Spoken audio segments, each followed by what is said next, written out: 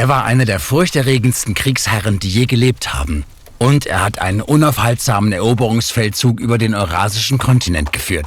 Aber war Dschingis Khan ein bösartiger Barbar oder ein Mann, der zusammenführte und einigte und den Weg für die moderne Welt ebnete? Das werden wir in Geschichte gegen Dschingis Khan erforschen. Ruhe bitte. Und wer ist heute der Angeklagte? Khan! Wie ich sehe, ist Euer Ehren mit Dschingis Khan vertraut, dem Kriegsherren aus dem 13. Jahrhundert, dessen Feldzüge Millionen von Menschen das Leben kosteten und die nichts als Zerstörung zurückließen. Einspruch. Zunächst einmal wird es Dschingis Khan ausgesprochen. Wirklich? In der Mongolei, ja. Unabhängig davon war er einer der größten Führer in der Geschichte der Menschheit. Einst hieß er Temüjin und wuchs vaterlos und arm auf.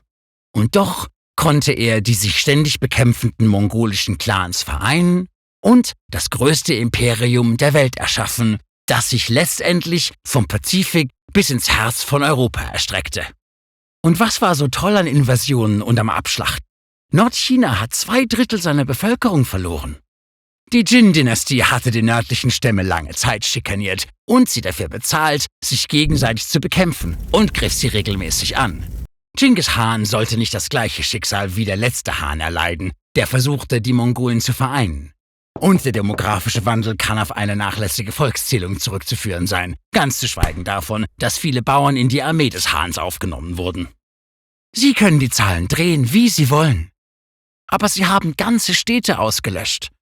Mitsamt Bewohnern.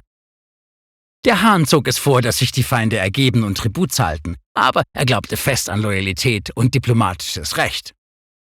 Die Städte, die massakriert wurden, hatten sich nach der Kapitulation aufgelehnt oder seine Botschafter getötet. Er hatte ein strenges Verständnis von Gerechtigkeit. Berichte zeigen, dass die Brutalität seiner Armee über Gerechtigkeit hinausging. Ungeborene Kinder wurden Müttern aus den Leibern gerissen, Gefangene wurden als menschliche Schutzschilde oder als Brücken in Burggräben für Belagerungsmaschinen benutzt und alle Frauen wurden aus den eroberten Städten entführt und... Es reicht. Wie barbarisch. Ist das wirklich so viel schlimmer als andere mittelalterliche Armeen? Das entschuldigt nicht die Gräueltaten von Dschingis Khan. Aber es macht Dschingis Khan zu einem für seine Zeit gewöhnlichen Mann und nicht zu einem blutrünstigen Wilden. Nachdem er die Stämme vereinigt hatte, wurde Frauenraub abgeschafft. Den Frauen der Mongolen erging es besser als den meisten anderen. Sie hatten die Kontrolle über den Haushalt, konnten sich scheiden lassen und waren vertrauenswürdige Berater. Temüjin blieb sein ganzes Leben lang bei seiner ersten Frau und zog sogar ihren möglicherweise unehelichen Sohn als seinen eigenen groß. Unabhängig davon war Dschingis Khans Vermächtnis eine Katastrophe. Während der Eroberungszüge seiner Nachkommen wurden bis zu 40 Millionen Menschen in ganz Eurasien getötet. 10% der Weltbevölkerung. Dabei sind die Opfer der Pest noch nicht einmal mitgerechnet, die die Goldene Horde durch die Belagerung von Kaffa nach Europa brachte. Aber das war sicher keine Absicht. Als sie sahen, wie ihre eigenen Truppen an der Pest starben, katapultierten sie die infizierten Leichen über die Stadtmauern. Boah. Die Berichte, auf die Sie sich beziehen, wurden über 100 Jahre danach geschrieben. Was glauben Sie, wie vertrauenswürdig die sind? Außerdem profitierten die Überlebenden von den Vorteilen des Reiches, das Dschingis Khan gegründet hatte. Vorteile? Das mongolische Reich praktizierte allgemeine religiöse Toleranz, behandelte die eigenen Soldaten gut und beförderte sie aufgrund ihrer Leistung, richtete ein umfangreiches Postsystem ein und setzte die universelle Rechtsstaatlichkeit durch, ganz zu schweigen von seinem Beitrag zur Kultur. So wie etwa die Vernichtung von Bagdad, der kulturellen Hauptstadt seiner Ära, durch Hulagu Khan, als Bibliotheken, Krankenhäuser und Paläste brannten und Bewässerungskanäle begraben wurden?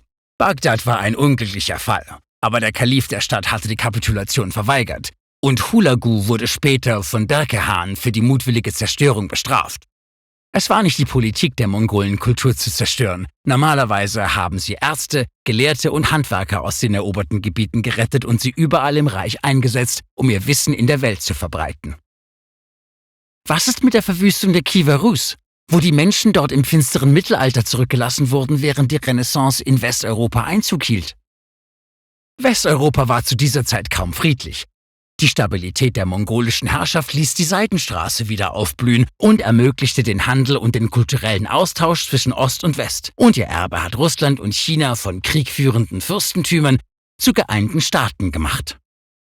Tatsächlich gehörten die Nachkommen von Genghis Khan lange nach dem Untergang des Kaiserreichs zum herrschenden Adel in ganz Eurasien.